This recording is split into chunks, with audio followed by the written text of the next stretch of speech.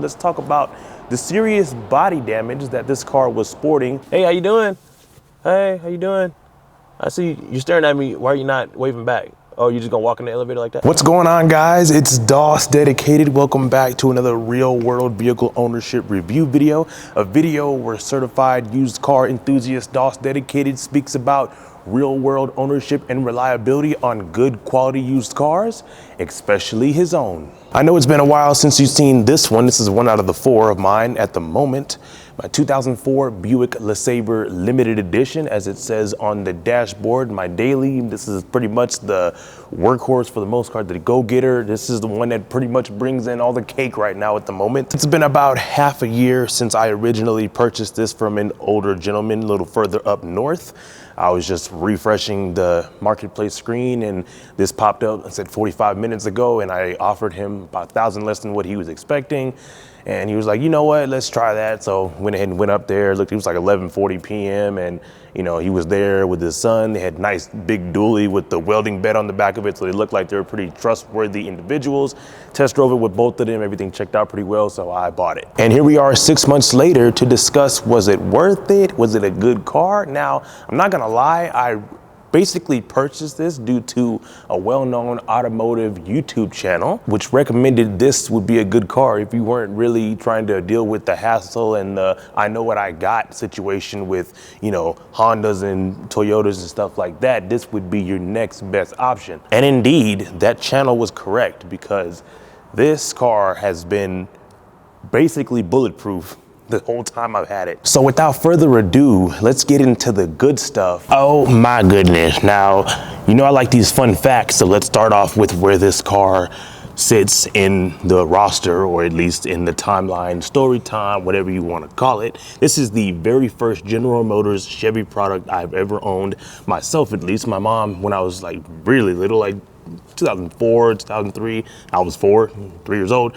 She had a Pontiac Grand Am, which I don't even know what motor was offered in those cars or whatever, but that's pretty much the closest I've ever gotten to General Motors products, you know, in the primary family situation. And then also, this is the second current V6 I own right now at the moment. I got two V8s, two V6s, two cars, two trucks, so that's pretty cool. Anyway, let's get to the good stuff about this car right here. Have I had any problems with this legendary 3.8 liter V6 right here? Also, you could find these cars with supercharger on them. I think the Buick Riviera, like back in the early 2000s, Buick had all kinds. The Park Avenue, the LaCrosse, the Riviera, the Century, the LeSabre. And while I'm not too familiar with those cars, I'm pretty sure they offered the same powertrain, because who else in the history of automotive engineering would waste money on stuff like that, a variety of powertrains?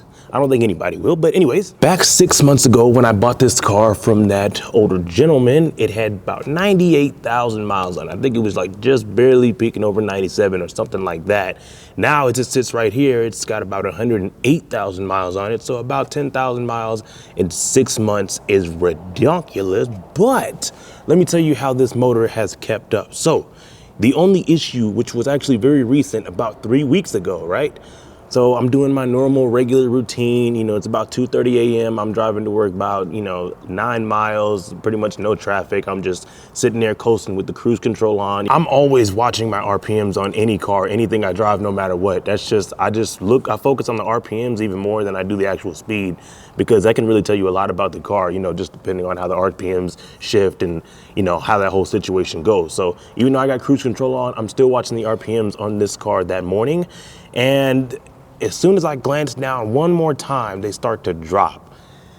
And I'm on a flat surface and I'm just like, no. Immediately, as soon as I seen that needle, I didn't even have any questions before or nothing. It's just, I'm always watching my RPMs and it just goes down. I'm like, oh my, I'm immediately head going down like this.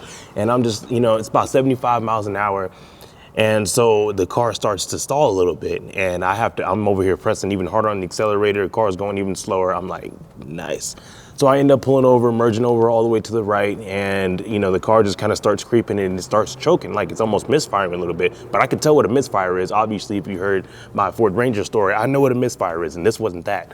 So, you know, I kind of just, the car kind of like hesitated a little bit and then it revved up about 4,000 RPMs, and then it made it all the way to work. It was only like probably 2 more miles to work. So, you know, I left it there, and the whole day I'm thinking, oh man, dude, what? What is the problem with this? You know, so I'm just kind of hoping it's easy stuff, maybe a fuse or an alternator, a battery, stuff like that. So, you know, during the lunch break, I checked the voltage on the battery. If you don't know how to check your alternator, all you have to do is check the voltage on the battery. It should be like 12 or something like that. And it took me a minute to even locate where the battery on this car even is. The battery's actually under the rear seat on this car. I always knew it was somewhere weird because you can always hear a little bit of humming things and stuff like that working whenever you turn the ignition on this Keep. Anyway, the battery is located underneath the seat is what I found out. You just pop the seat out, and then I tested the voltage. It was about 12, pretty normal. And then you start the car up. Since the alternator right here, if you want to test the alternator and the battery, usually you would do them like both in the same area. But since the battery's way in there in the car, you just test, when you turn on the engine, you test the battery voltage again. If the voltage is higher than what it was when the car was just turned off, your alternator is working. That means it's charging the battery, which this was about 15 point something volts.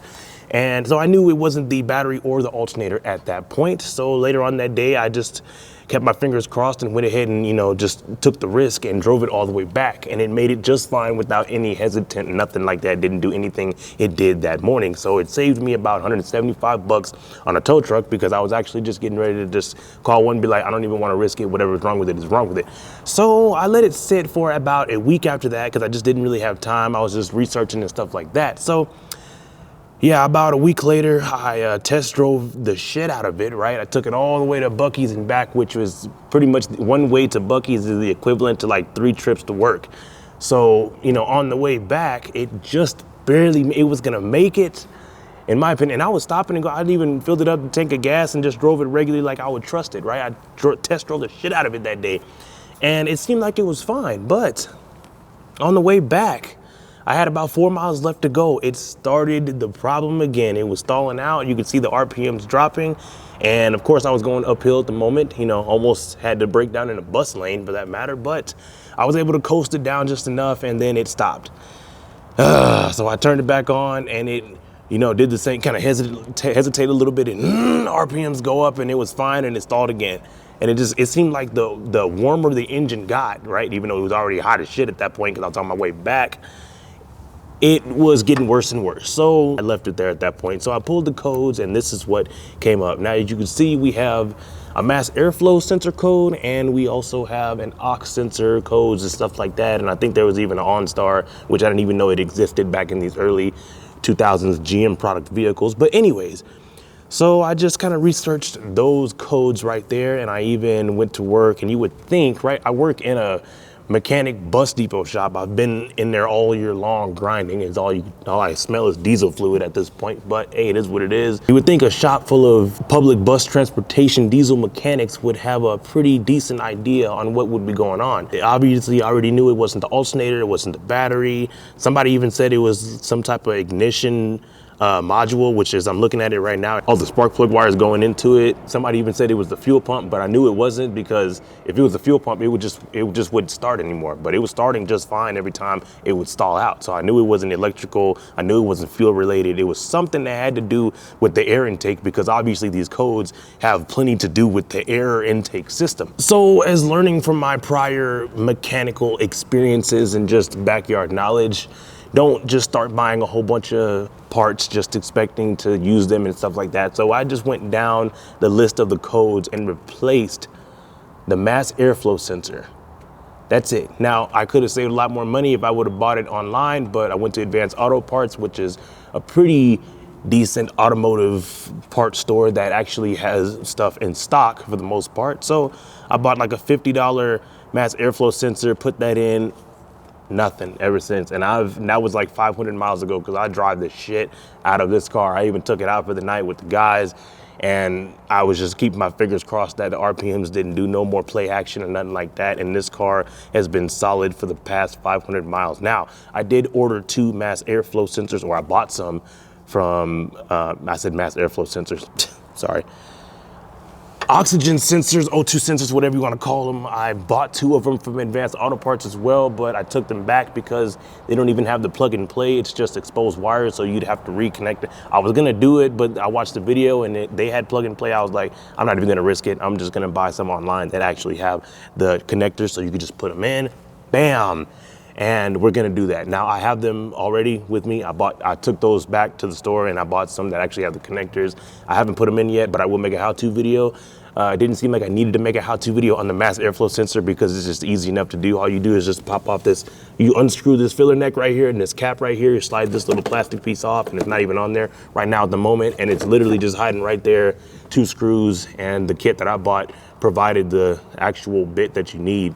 And that's it, bro. It's just 2 screws. You just take it out and then unplug it and then put it in, and that's it. And this thing has been running smooth ever since. I cleared the codes and it was just fine. So seems like that was the problem, but I'm still going to replace those O2 sensors because basically everything else as far as underneath the hood, the 4th oil change is coming up pretty soon. You know, we took that road trip to go pick up the town car in this thing and it was smooth the whole way. So I'm definitely going to be rewarding this car with some new parts or just maybe, I don't know, you know, just some good stuff. There are some light bulbs that are out like this daytime running light down here in the corner. So these lights are pretty cool. They still function like old school, even though this car is old school. I'm talking about 80s old school, 90s old school, where you have this little corner spotlight right here. Whenever you turn the turn signal on, this light right here on the side comes on.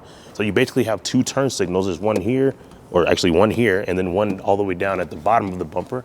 And that's also a daytime running light. This bulb right here on this side is out, I believe, so we'll have to replace that. And then there's a few bulbs in the back I will mention as well, or quite a few at least. But other than that though, that's the only thing that's been going on in the past 10,000 miles in 6 months. It's just a mass airflow sensor, long story short. Those of you who know, you know, and those of you who don't, well, you're about to find out, because since we're on the passenger side, let's talk about the serious body damage that this car was sporting a while back. So here is the truth. I fell asleep behind the wheel of this car and pretty much almost totaled it. Now, the crime scene on the guardrail, you could still see where it's located. You could still see the aftermath even 3 months later. But let's talk about this car. So 3rd shift, we all know 3rd shift, graveyard shift, night shift, whatever you want to call it, could be a little difficult for people to adapt to, right? And in my situation, it kind of was, but I felt like I was invincible. Basically, it just took pretty much just completely just finished this whole front fender, the headlight, maybe a little bit of the bumper. This whole door was pretty much done, and then a little bit of side that I'll show you, of course, up close, or as I'm talking, you will see, but pretty much just took care of this whole side of the car, and I completed the job myself, except for the paint. I took it to Maaco and they blended the crap out of this car, and I know you can't even tell pretty much at this point unless you look really closely. So what they did, so it was actually an advisor that I went to see at first at the Maaco, and he was like, yeah, we should do this and this. I just asked him what we should do about after I finished replacing the body panels. I went to a pick and pull junkyard and I was just going to get the fender. And then I was just looking at the same car. It was just this perfectly nice door. And I was like, you know what? This is off of a 2000, this fender and this, with the fender and the door is off of a 2005, which is basically the exact same car. But I was just looking at it as I was taking off the fender. I was like, you know, let me stop being lazy and just go ahead and grab this whole door. As heavy as it was to wheelbarrow both of these parts out, all the way out of the junkyard, basically just took off the old door and I swapped out all the guts, the interior guts, the motor, wiper motor, I mean the window motor, all that stuff. Even this mirror is off of the, this mirror I just switched over because it was already the same color. And also the other mirror that came off of the 2005 didn't have the turn signals in the mirror. So I had to swap the mirror over because I wanted the turn signals and all that stuff.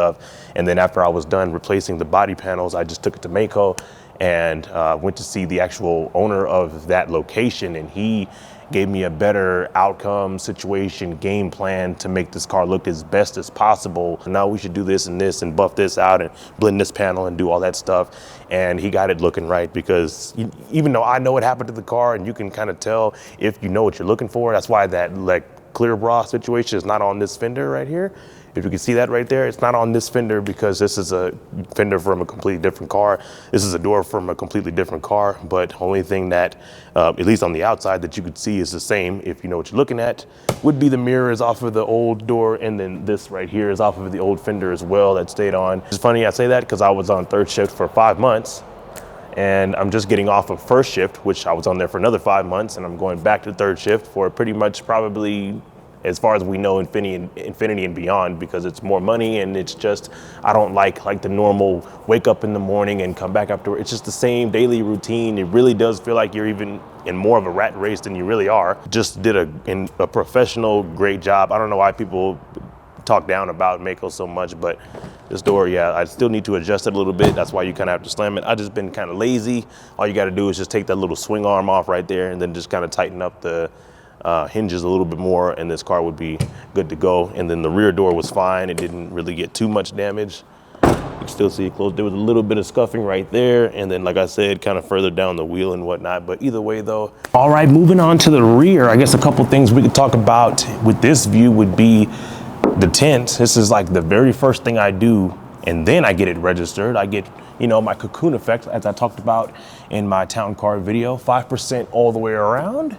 And then the windshield has a little bit of a lower custom brow, not all the way down, because I at least need to see the actual time of day it is, at least through one window. So there you go. That's why this almost looks pitch black right here. This is my cocoon effect. Man, this trunk has some serious heavy scratch marks, but it is what it is, though. You know, as long as it looks good. Like I said, good condition, quality used cars is what we deal with here. And I'm not talking about any used cars. I'm talking about the good used cars, like back in the late 90s, early 2000s, all the way to probably like 2012, 13 is where the junk starts. Plastic oil pans and all the stupid electrical situations, and you have to literally remove the whole subframe and drop the motor just to replace the AC compressor type situation of a vehicle. None of that. These were very simple vehicles to work on. Moving on back towards the trunk area though, and kind of like in the Ranger video, there's not really any need to open the trunk because there's a lot of stuff back there at this point, at the moment at least. Let's talk about back here though with the taillight situation that's going on. Maybe it's just me, I need to stop buying cheap Amazon LED bulbs, but these little pieces of the taillight, I was gonna say bar, but it's not even connected, so it's not really a bar.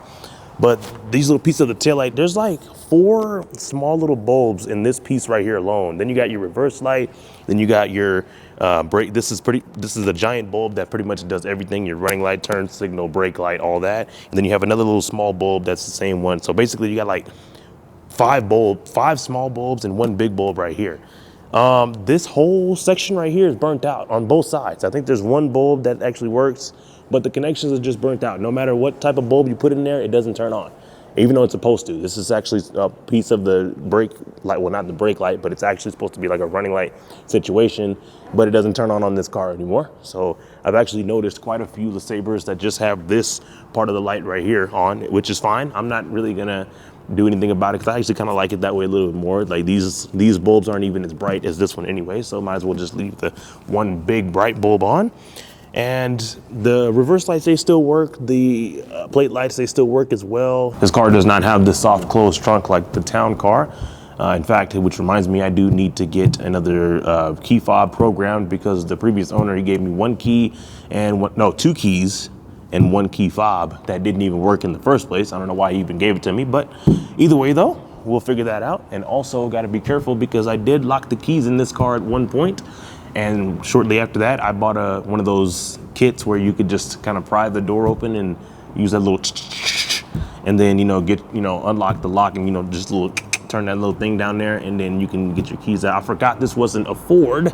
You don't have a key code on the side of the door. Rear struts still seem pretty good, at least as far as all the weight that's back here right now at the moment, which shouldn't be much, but the only unique things back here besides your emergency trunk release and a little bit of space to put your spare tire. Not really, it's gotta be like a really small donut. And I got a couple other things. I always ride with air compressor for your tires. I got a big 3000 amp jump starter, and I do have one of those plug-in, tire kit that's in my backpack. All that stuff is in the backpack that I you know, throw in each, whatever car I'm using, I just toss that bag in there, and then I got all my emergency stuff no matter what. But other than that though, you do have an access panel for your fuel pump assembly situation. So in case you got to replace one of those, like how I've been talking about on the Ranger and the F-150, that's a pretty easy access point down here. You just pull up the floor of the carpeting right here inside the trunk. And then other than that, maybe there might be like a special fuse box in here somewhere. But like I said, the battery, as I thought, would probably be in the trunk because obviously it's not under the hood. When you pop that open, it's actually under the rear seat, which I guess I can show you that right now. This is 3 out of 4 of my cars right now that have these light tan, brown, coffee cream color interiors. Leather too, like all 3 of them are leather, except for the Ranger has black interior, and it's not leather, but oh wow, we got this little piece. I forgot about this. I'm trying to think of anything that's a problem in here, any kind of flaws or whatever, other than besides of being, you know, early 2000s and General Motors interior, especially with the front dashboard design, looks a little old schooly. Other than that, I really don't see or know of anything else. Oh, this little vent right here on the back of the center console is a little flimsy. This right here is popping up a little bit too. You can see I just kind of put it back down, and that's it. Not even the headliner is dropping. There's a couple of cigarette burns in the front, especially up above the driver's kind of area on the pillar right there, and the sun visor. I don't even know how you get cigarette burns up there, but it is what it is. But these lights also as well just make it look really old schooly in here. These yellow halogens lighting up the interior, and you got your ashtrays on the side of each door, or at least the rear door actually, I'm sorry. Other than that, you know, it's just a basic early 2000s interior, and the seat feels great. I don't think it's as cushiony as the Town Car is. And these unique headrests, I don't know why they're shaped like U's, but that's pretty cool. I guess in case you want your rear seat passengers to tickle the back of your neck, there's a little hole right there so you can get some of that play action going on. Back on the rear shelf is where your speakers are. You would notice if you glance at the door panel back here, there's no speakers. Where are the speakers at? Well, that's because they're right there behind your head, behind your hook, your noggin, whatever you want to call it. And yeah, at least you got these grab handles, and you got these lights right here that are supposed to turn off and on the light, but I guess it's only when the vehicle is actually in motion and not sitting here with the lights on. Speaking of lights being on, I guess I did run the power supply out of this vehicle, although I thought it was supposed to have like some type of battery saver timeout switch like most cars do whenever you're just letting it. I guess I left the door propped open too much and all the lights stayed on and the battery died. Thank goodness I ride with a jump starter now, but either way, that was kind of weird. I would expect this car, even as being as old as it is, to have some type of battery saver, just turn off all the lights if you're not using them, and it is what it is. But in that situation, the car did die one time. I had to get a jump from my friend, but that's not really, you know, a dead battery is not really much to talk about. There we go. Look at how easy that was. Bam, there's your battery. Look at how new that thing looks. And you even have another fuse box back here. I think there's a fuse box already under the hood, but here's another fuse box just in case. And it's actually pretty clean down here under this seat. You would think for early 2000s grandma grandpa mobile is what a lot of people nickname this, especially when they see me driving it. There's not like any goldfish or nothing like that. I never vacuumed down here before, you know, only in the actual interior of the car, not underneath the seat. But either way though, it's nice. At least it's nice and clean. So, you know, well, at least some stains right there, but it's not as bad as you would expect from a car with this age and of this caliber. You can get a better glance at the dashboard I was talking about. It's just early 2000s General Motors, you know, engineering. So it's gonna look like this. It's not as pretty as it used to be, I guess, in most people's eyes, but I could really care less about the way a vehicle looks as long as it holds up as well as this one is doing. This car impressed the shit out of me with the amount of technology this thing has, being a 2004. Most mid-trim level 2025s still don't even have this technology. This car has, being a 2004, remember that, factory heated seats, memory seats, and a heads-up display. I'm not even joking. This was factory, didn't even know it. Have your armrest right here as well with some cup holders right here. It's about all the cup holders you get as far as being, hey, how you doing? Hey, how you doing? I see you're staring at me. Why are you not waving back? Oh, you're just gonna walk in the elevator like that? All right, anyway, and then we have some storage compartments right here as well. Bam, cigarette lighter, 12-volt cigarette style charger right there as well. Locking glove box, and you know it was a well taken care of grandpa, grandma, older senior type ownership situation when you have one of these. And I still haven't even took this off yet. I probably won't. What else do you know? What you know about these carpet dashboard mats? Look at this right here, dude. What? I always appreciate the finer things and the different things, especially since this is my very first General Motors vehicle, Chevy product, whatever in general. I like the weird stuff, like these seatbelt buckles look like this. Like usually, like in my Fords and stuff, there'll be like a plastic piece and it's more of a squared shape. This is a pretty cool, unique looking seatbelt buckle. Another thing is the way the climate control sounds when you press the buttons. That is a pretty cool little beep that I just cannot get enough of. I just press it sometimes, even if it doesn't necessarily change the actual settings.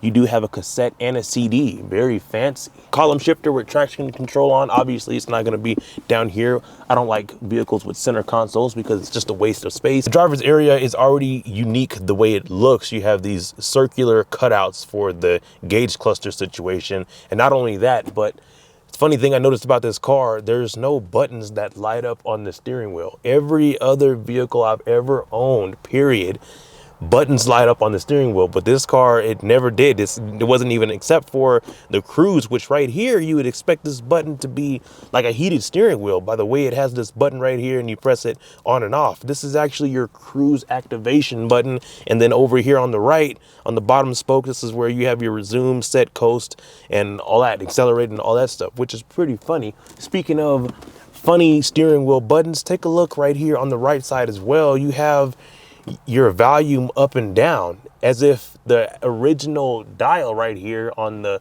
stereo wasn't already close enough. I guess if you couldn't reach about 7 more inches, you could have these buttons right here that will do the exact same thing as the original dial on the stereo. So there you go, if that's just what you wanted. And then you have your temperature, which is kind of a random button. I probably would rather have the fan speed than the temperature, but I guess they had to figure out some other button to put right here so it wouldn't just be one giant volume button, even though you already have the original dial, which is close enough. But it is what it is. And then over here on the left, you have your stereo, you have your seek, and then a band, and then scan. As far as driver goodies, like information, all kinds of technology and stuff about this car that it could show you, you did have quite a few options. On this side, you have your trip and odometer, your fuel info, gauge info, reset, and also engine metric button. So this engine metric button is one of the coolest features about this driver situation. Is when you press it, it actually changes from miles per hour to kilometers in real time. Like as you're driving, you'll see the needle switch up and down. So that is really cool in my opinion. And then just a little bit below that, you have your really confusing, still to this day for me, lighting situation options right here. So basically this car decides whenever it wants to have your running lights on, because it will leave like an actual set of lights in the actual headlight assembly on, and then also your daytime running lights that I mentioned down at the bottom, those amber light bulbs, those will also stay on as well whenever this car feels like it. And let's not forget about the ridiculously, unbelievably loud door chime. It literally sounds like this thing has Bose, Harman Kardon, whatever you want to call it, whatever you like type speaker system. Whenever this car's door chime is happening, it is loud as shit for some reason.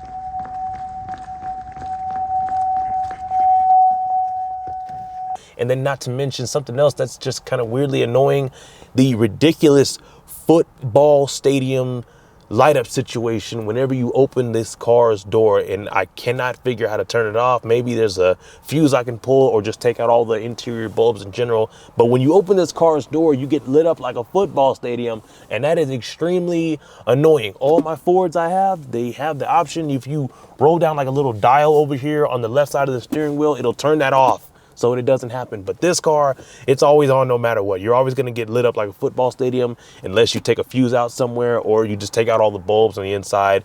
Either way, wow, those two, the door chime and the lights, is just kind of annoying. But either way though, this car still runs flawlessly smoothly, so I guess I don't mind. Also, one thing I forgot to mention, at least on the passenger side door, you can already see your heated seat button, which works perfectly fine. But right here, you have your passenger temperature situation, which is basically letting you control the climate control, which is once again kind of funny because if you can't extend your left arm enough to actually reach the climate control on the center control stack, I guess your right arm would be the next best bet, which is even closer than that. And you can switch it up or down right here based on your temperature. Although I don't think the cool button right here works just as well. At least you have to press on it hard, or there's something going on with that situation. So it doesn't work like brand new. But once again, this is a 22-year-old car after all. I don't even know how much of this video I'm gonna keep in, or how long it's gonna be, all that good stuff. But hope you guys enjoyed this update, because I know you've been wondering where this car was.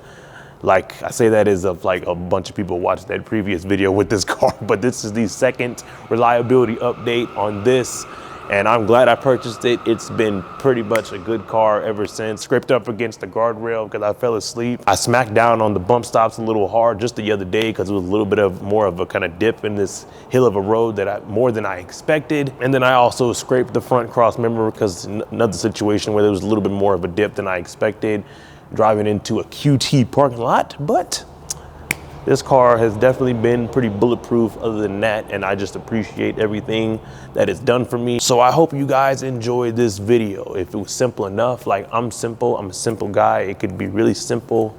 Like I said, bro, some individuals out there, I just don't know why shit just can't be as simple as I am making it, providing it. But that'll be a part of the story time, dude. I guess I just got something on my mind right now, dude, really, to be honest, which is why I'm talking like this. But yo, I got a lot of stuff on my mind, you already know. So at least I get this video out the way. That's one less thing I have to worry about until the next reliability update, which is on, you guessed it, the beloved F-150. That truck, so bulletproof. Just, anyways, I hope you guys enjoyed this video. Y'all stay tuned. And that's it.